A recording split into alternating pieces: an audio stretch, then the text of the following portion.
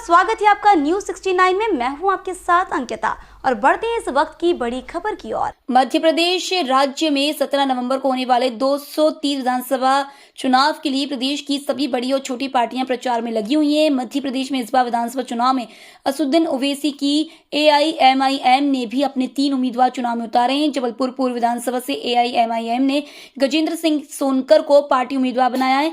AIMIM के राष्ट्रीय प्रवक्ता वारिस पठान गजेंद्र सोनकर के समर्थन में प्रचार करने जबलपुर पहुंचे। जबलपुर में वारिस पठान ने पत्रकारों से चर्चा करते हुए कहा, जबलपुर की जनता ने इतने सालों से भाजपा और कांग्रेस को आजमाया है, एक बार AIMIM को जिताकर दिखाएं, हमारी पार्टी जनता के विश्वास पर खरी उतरेगी। वारिस पठान ने कहा कि हमने नगर निगम चुनाव में जबलपुर से 6 पार्षद उम्मीदवार खड़े किए थे, उसमें के 2 पार्षदों को जनता ने चुनकर नगर निगम में भेजा है। आज AIMIM के चुने पार्षदों को जनता पसंद कर रही है। पार्टी ने मध्य प्रदेश के इंदौर, बुरहानपुर और जबलपुर से विधानसभा चुनाव के लिए उम्मीदवार खड़े किए हैं। वारिस पठान ने कहा कि AIMIM पहले बार मध्य प्रदेश में विधानसभा चुनाव लड़ रही है।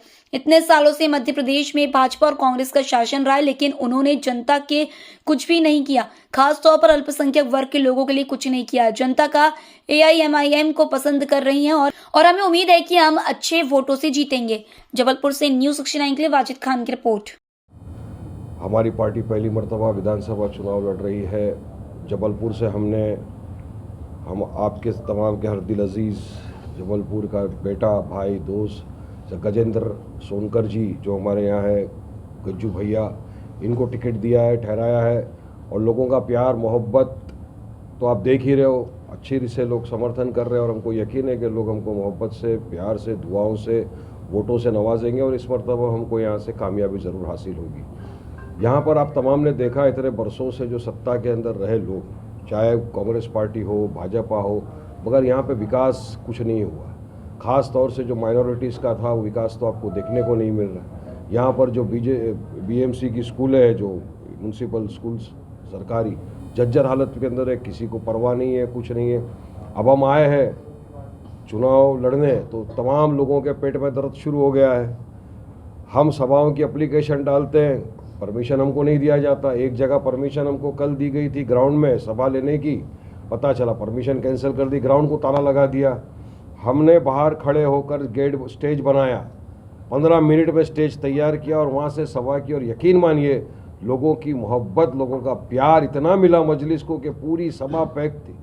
सरों का समंदर उमड़ आया था, पूरा जबलपुर जैसा मानो उमड़ आया है सभा के अंदर सुनने, क्योंकि लोग चाहते हैं सुनना, लोग चाहते हैं समझना कि क्या है। इतने वर्षों से जो हमको सिर्फ एक वोट बैंक की तरह इस्तेमाल किया गया ये सेक्युलर पार्टी के ज़रिए, अब ये नहीं चलेगा।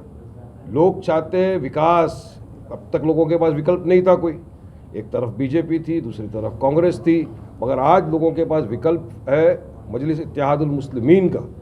मुझे यकीन है लोग वोट देंगे। और आप तमाम को पता ही है, मीडिया को तो ख़ास तौर से, लोगों को भी, कि किस तरह से बैरिस्टर असदुद्दीन ओवैसी साहब जो है हमारे पार्टी के प्रेसिडेंट, लड़ते हैं, हर मुद्दों के ऊपर आवाज़ उठाते हैं। हमारे दलित भाइयों के ऊपर अत्याचार होता है उस पर आवाज़ उठाते हैं, माइनॉरिटी, मुस्लिम, हर चीज़ के लिए आवाज़ उठाते हैं, संविधान के दायरे में रहकर अपनी बात रखते हैं और सरकार की आंखों में आंखें डालकर सरकार से सवाल करते हैं कि ताकत मजलिस की। और हमने कल भी कहा था, आज भी कहा था, मजलिस इत्तेहादुल मुस्लिमीन डरने घबराने वाली जमात नहीं है। हमारा एक एक प्रत्याशी, एक एक कैंडिडेट हमारे से मोहब्बत करने वाला, सब एकदम आते हैं सामने और संविधान के अंदर रह के हम वायलेंस नहीं चाहते, वायलेंस नहीं करते, अपनी बात को रखते हैं। मगर कौन लोग षड्यंत्र रच रहे हैं? आप बोल रहे हैं कि षड्यंत्र कौन लोग रच रहे हैं? षड्यंत्र तो को जो पता चल रहा है वो तो ये जो सेक्युलर पार्टी है लोग रच रहे हैं। इनको टेंशन हो गया, डर लग गया कि अब ये आ गए, अब क्या होगा। अरे भाई, इतने सालों से आपको वोट लिया, 90% आपको मुसलमानों के वोट चाहिए, लेकिन आपको करना क्या है? कुछ भी नहीं। आप ही के राज्य के कमलनाथ ने क्या कहा, राजीव गांधी को भूलना नहीं चाहिए बाबरी मस्जिद पे, बिल्कुल नहीं भूले कोई। बाबरी मस्जिद का ताला खुलवाया आपने, आपकी वजह से हमारी बाबरी मस्जिद शहीद हो गई, तो नहीं भूलता है इंसान। Black day in the history of democracy आ गया था वो 6 दिसंबर का दिन, आप हम सबको याद है। और क्या किया, पूरे मध्य प्रदेश के अंदर 230 सीटें हैं चुनाव की। मुझे बताइए कितने मुसलमानों को कांग्रेस ने टिकट दिया? सिर्फ 2। अरे जिसकी जितनी संख्या भारी उसकी उतनी हिस्सेदारी का स्लोगन लगाते हैं ना, तो हिस्सेदारी के हिसाब से तो कम आपको 20 टिकट देना चाहिए था। आपने नहीं दिया, हमने फैसला किया हम आके लड़ेंगे। और हमने तो हमारे गजेंद्र सोनकर भाई को भी टिकट दिया है। हम तो 3 जगह पे लड़ रहे हैं, देखिए जबलपुर में लड़ रहे हैं, इंदौर में लड़ रहे हैं, बुरहानपुर में लड़ रहे हैं। आप तो इतनी तरफ से लड़ रहे हो ना, आपका फर्ज बनता था। देखा यह गया है कि जिसका पॉलिटिकल एम्पावरमेंट नहीं होता जिस कम्युनिटी का, वो आगे कैसा बढ़ेगी। जब आपकी आवाज़ असेंबली में नहीं उठेगी तब आप आगे कैसा लेके जाएंगे कम्युनिटी को, कौम को, किस तरह से आप उनके जो सारे मसले मसाइल हैं उनका हल करेंगे। तो हम लड़ रहे हैं विकास के लिए, हिस्सेदारी की लड़ाई है, ये पॉलिटिकल एम्पावरमेंट करने के लिए हम आए। हमको लीडर बनने का कोई शौक़ नहीं। हम चाहते हैं कि जबलपुर से ऐसा नेता तैयार करें जो जाए, जबलपुर की आवाम की आवाज़ बने और असेंबली के अंदर जाके आवाज़ उठाए और हर वक्त उनके साथ खड़े रहे, कंधे से कंधा मिलाकर।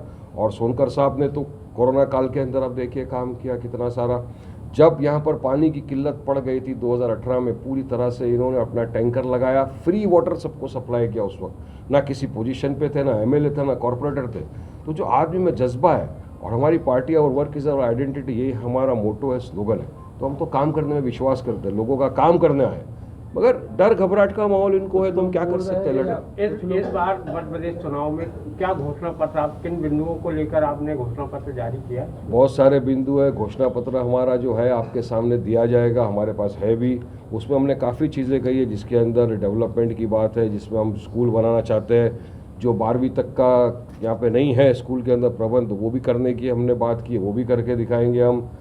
मीठा पानी, जो यहाँ पर टैंकर वाटर चल रहा है, मीठा पानी नहीं है लोगों के पास, तो उसका भी प्रबंध किया जाएगा। और जो जैसा मैंने बताया कि जो सरकारी स्कूल है जो जर्जर हालत में है, उसकी जो रिपेयर है, मरम्मत है, उसका करेंगे।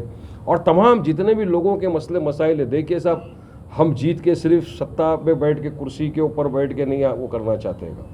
हम लोगों के बीच में जाकर लोगों के मसले मसाइल को हल करना चाहते हैं। हम चाहते हैं कि लोग पढ़े लिखे आगे बढ़े, जैसा हमने जो हैदराबाद के अंदर दिखाया है, हमारी पार्टी ने इतनी सारी स्कूल है, 17,000 बच्चे वहाँ पर मुफ्त में शिक्षा हासिल करते। 10 से 12 हमारे पास स्कूल है, 4 हमारे पास हाईटेक हॉस्पिटल है। कितने अस्पताल के अंदर लोगों का इलाज बिल्कुल मुफ्त में किया जाता है। तो यही पार्टी का अरमान है कि विभिन्न जगहों पे देश के अंदर इस तरह की सुविधाएं लोगों के लिए उपलब्ध कराएं, और इसी ट्रैक के ऊपर पार्टी चल रही है और हम चाहते हैं यहाँ भी ये करें। आपकी पार्टी के सुप्रीमो साहब आएंगे में चल रहा है, हम मध्य प्रदेश के अंदर है और वहाँ इतने बिजी है, तेलंगाना के अंदर 5 मिनट का वो नहीं है, मगर फिर भी उनकी दुआएं, आशीर्वाद है, पूरी तरह से हमारे साथ टच में, हर चीज़ के ऊपर उनकी नज़र है और देखते हैं क्या होता है। जिस तरह नगर निगम के प्रत्याशी आपकी पार्टी के पहुंचे हैं वहाँ पर, तो क्या लगता है इस बार मध्य प्रदेश में आपके प्रत्याशी? बिल्कुल, 2021 के अंदर हम पहली मरतबा लड़े। जबलपुर की आवाम ने मोहब्बतों से नवाजा। हमने 6 कैंडिडेट खड़े किए थे, जिसमें 2 जन को जिता के आपने कॉरपोरेशन के अंदर भेजा, और उनके काम की प्रशंसा तमाम जबलपुर कर रहा है। सब बोल रहे हैं वारिस भाई, आपके जो 2 पार्षद जीत कर आए, हम आधी रात को फ़ोन करते हैं, हमारे लिए खड़े होते हैं, हमारा काम करते हैं। यही काम जारी रहेगा आगे भी। हार जीत अल्लाह के हाथ में है, कोशिश करना, मेहनत करना हमारे हाथ में। मैं आपके माध्यम से सिर्फ जनता को, जबलपुर की आवाम को यही संदेश देना चाहूँगा कि सबको आपने आजमा लिया, एक मरतबा मजलिस इत्तेहादुल मुस्लिमीन को भी आजमा कर देखिए। अपना कीमती बहुमूल्य वोट 17 तारीख के दिन आकर मजलिस को दीजिए। हमारा निशान है पतंग। इंशाअल्लाह हम यकीन मानिए, हम जुबान देते हैं कि आपके लिए खरा उतरेंगे, आपका हर काम करेंगे और आपके साथ कांधे से कांधा मिलाकर जबलपुर को आगे लेकर जाएंगे। इस खबर पर आपकी क्या है राय, हमें कमेंट सेक्शन में जरूर बताएं। तब तक के लिए धन्यवाद।